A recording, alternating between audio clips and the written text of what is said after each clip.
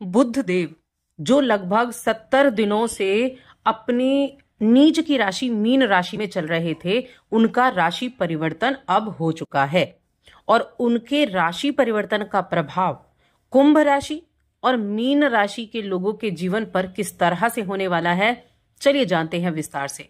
जय माता दी दोस्तों, आप सभी का स्वागत है हमारे यूट्यूब चैनल अमृता एस्ट्रो में।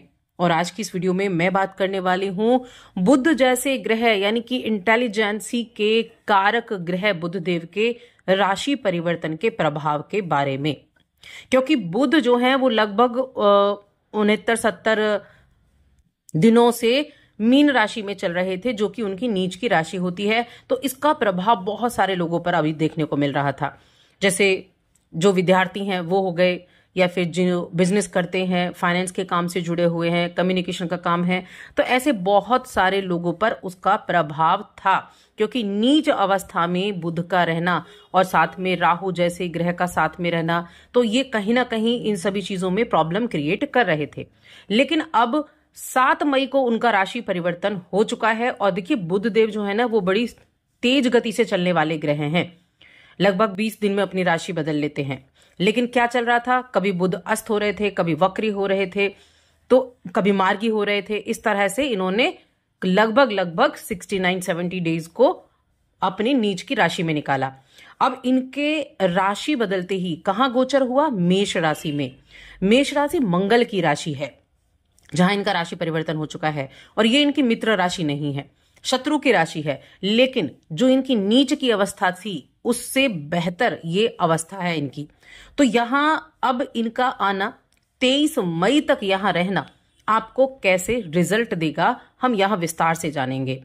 पहली चीज तो आगे बढ़ने से पहले एक छोटा सा ही आपसे निवेदन है कि चैनल पर आप पहली बार आए हैं और अभी तक चैनल को आपने सब्सक्राइब नहीं किया है तो सब्सक्राइब जरूर कर लें। कुंडली दिखाना चाहते हैं तो स्क्रीन पर नंबर मिल जाएगा, वहां आप हमसे कांटेक्ट कर सकते हैं। मैं इस वीडियो में बात कर रही हूं कुंभ राशि और मीन राशि के बारे में। तो देखिए, बुध की हम बात कर रहे हैं। बुध क्या है? बुध वाणी के कारक हैं, बुध बुद्धि के कारक हैं, बुध शिक्षा के कारक हैं, हमारे कम्युनिकेशन को देखते हैं, बिजनेस के कारक हैं, फाइनेंस से जुड़े हुए ऑनलाइन काम है, जो इंटरनेट हो गया इससे जुड़े हुए काम है, जो या फिर लेखक का हम कह सकते हैं, संपादक का हम कह सकते हैं। तो इतनी सारी चीजों के कारक हैं, यानी बुद्धि, हमारी इंटेलिजेंसी को ये के कारक ये कहे गए हैं। अब इनका जो राशि परिवर्तन हुआ है मेष राशि में हुआ है। मेष राशि जहां पर सूर्य भी विराजमान है, तो सूर्य के साथ भी युति रहेगी 14 तारीख तक। वैसे 23 तारीख तक यहां रहेंगे, 23 तारीख को एक बार फिर से ये राशि बदल लेंगे। अब कुंभ राशि के जातकों की अगर हम देखें कि कुंभ राशि के जातकों के लिए कैसा रहेगा, सबसे पहले हम इसी की बात करेंगे। तो आपके लिए मेष राशि में जो प्रवेश होगा वो तीसरे भाव में होगा। तीसरा भाव क्या है? तीसरा भाव अगर आप देखें तो कम्युनिकेशन का भाव कहा गया है काल पुरुष की कुंडली में। तो मैं कहूंगी ये समय आपकी कम्युनिकेशन को बहुत बेहतर बनाएगा। आप अपने विचारों को खुलकर सामने वाले के सामने प्रस्तुत कर पाएंगे, यानी कि आप ओपन माइंडेड होंगे। आप अपने विचारों से लोगों को एक छाप छोड़ पाएंगे। इस समय आपका जो माइंड है ना वो बड़ा तेज चलने वाला है, बहुत अधिक एक्टिव महसूस कर पाएंगे। क्योंकि ये वो समय है जब शनि की 7.5 का तीसरा चरण भी चल रहा है, कहीं ना कहीं राहु भी आगे आने वाले समय में राशि परिवर्तन करने वाले हैं। लेकिन इनका गोचर सूर्य के साथ युति आपको बहुत एनर्जेटिक बनाएगा। नई बातें सीखना, लोगों से जुड़ना, और लोगों से जुड़ने पर किसी टॉपिक पर डिस्कस करना, ये बहुत अच्छा समय है। या मैं ये कह सकती हूँ ऐसा समय भी रह सकता है कि जब आपको किसी चीज की उतनी नॉलेज ना हो, लेकिन फिर भी आप कम्युनिकेशन आपका ऐसा रहे कि सामने वाले को हरा दें। ऐसी स्थितियां रहेंगी। तो आपका मन करेगा कि आप अपने जितने भी आपके पास आइडियाज है ना, जितने भी आपके पास जो भी आप सोच रहे हैं वो लोगों के साथ शेयर कर दें। और कहीं ना कहीं आपके लिए ट्रैवल का योग भी बहुत अच्छा बनेगा। आप अपने सोशल सर्कल को बढ़ा पाएंगे, छोटा सा कोई ट्रिप भी प्लान कर सकते हैं ताकि आपको कुछ नए अनुभव हो पाए। तो ये समय बहुत अच्छा है। लेकिन साथ में क्या होगा कि आप जल्दबाजी कर सकते हैं, तो इसका थोड़ा सा ध्यान रखें।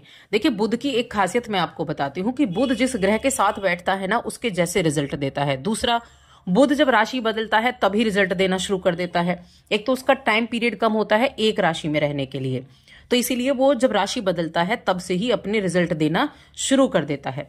तो ये बहुत अच्छा है। तीसरा जो भाव होता है वो भाई बहनों का भी भाव होता है, छोटे भाई बहनों का। छोटे भाई बहनों के साथ आपका समय अच्छा रहेगा, आपको बहुत अच्छा समय बिताने का मौका मिलेगा, रिश्तों को मजबूत कर पाएंगे, कोई तीर्थ स्थल पर उनके साथ आप जा सकते हैं। अब अगर आप एक लेखक हैं, अगर आप मीडिया से जुड़े हैं, अगर आप किसी एक्टर वगैरह हैं, अगर आप डायरेक्टर हैं, एंकर हैं, कम्युनिकेशन के फील्ड से हैं, फाइनेंस के फील्ड से हैं, कुछ डाटा से जुड़ा हुआ काम करते हैं, ऑनलाइन काम करते हैं, तो ऐसे लोगों के लिए बहुत अच्छा समय है। सलाहकार हैं, ऐसे क्षेत्रों में काम करते हैं जहां पर संचार कौशल की आवश्यकता है, तो आप बहुत कॉन्फिडेंटली इस समय दूसरे लोगों को नजर आएंगे, अपने काम को अच्छे से कर पाएंगे, दूसरों को प्रभावित कर पाएंगे। और बुध यहां बैठकर क्या करेंगे, 9वें पर दृष्टि भी डालेंगे, तो आप अपने पिता के साथ बड़े अच्छे से संबंध बनाने वाले हैं। अच्छी बातचीत, अच्छे संबंध, आपकी कड़ी मेहनत की सराहना भी यहां होने वाली है। अब नेगेटिव क्या रहने वाला है यहां, इसके बारे में जान लेते हैं। देखिए, गोचर 23 तारीख तक है, 23 मई तक। तो क्या होता है कि कभी कभी गलतफहमी की वजह से बहस हो जाती है, इसलिए जब भी ऐसी गलतफहमी आपको ऐसे लगे तो थोड़ा सा सोचें और फिर सामने वाले को बातें आप बोलें, क्योंकि ऐसा ना हो कि सामने वाला आपकी बातों से आहत हो जाए। अब उपाय क्या करना है, तो देखिए उपाय के लिए मैं आपको कहूंगी कि या तो आप अपने जो छोटे भाई बहन हैं या चचेरे भाई बहन हैं उनको कुछ उपहार स्वरूप दें, या फिर हरी सब्जियां या हरे फल किसी जरूरतमंद को दान कर सकते हैं, ये आपको करना है। मीन राशि की अब हम बात करते हैं। तो मीन राशि के जातकों के लिए अगर देखा जाए तो आप ही की राशि में बुध देव थे, जो कि उनकी नीच की राशि होती है, और अब ये आपके दूसरे भाव में जाने वाले हैं, जो कि मेष राशि है।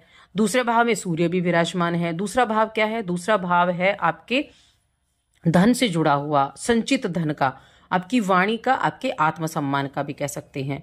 तो ये समय बेशक आपकी शनि की 7.5 का द्वितीय चरण चल रहा है, लेकिन फिर भी आप इस समय अवधि में अपनी फाइनेंशियल स्थिति को लेकर बहुत ज्यादा प्रैक्टिकल रूप से सोचने लगेंगे। ये समय नए बजट बनाने का, अपने खर्चों पर नजर रखने का, नए किसी इनकम सोर्स पर काम शुरू करने का हो सकता है। पैसों से जुड़ा हुआ मुद्दा हो या कोई भी मुद्दा हो, उन पर आप खुलकर बात कर सकेंगे। चाहे आपका पैसों से जुड़ा मुद्दा या आपका परिवार से जुड़ा मुद्दा, कुटुंब से जुड़ा मुद्दा, बहुत खुलकर बात कर पाएंगे आप, क्योंकि दूसरा भाव वाणी का भाव भी है जहां पर बुध जा रहे हैं। तो किसी भी तरह के रिस्क लेने को आप हमेशा तैयार रहेंगे, ताकि आप प्रोग्रेस कर सके, ताकि आपकी इनकम बढ़ सके। लेकिन ध्यान रहे, जल्दबाजी में अगर कोई कार्य किया तो वहां जल्दबाजी में थोड़ा सा गलत भी हो सकता है। तो फाइनेंशियली रूप से ज्यादा फैसले लेने की संभावनाएं बढ़ रही हैं, इसलिए सोच समझकर आगे बढ़ना होगा।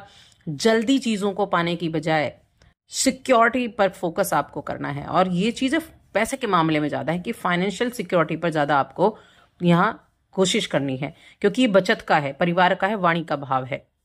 और बुध क्या है, आपके चौथे घर के स्वामी और 7वें घर के स्वामी हैं, और इनके कारक भी हैं। तो इसीलिए मैंने कहा थोड़ा ध्यान रखें बस, क्योंकि वाणी पर सबसे ज्यादा इफेक्ट आपके लिए पड़ने वाला है।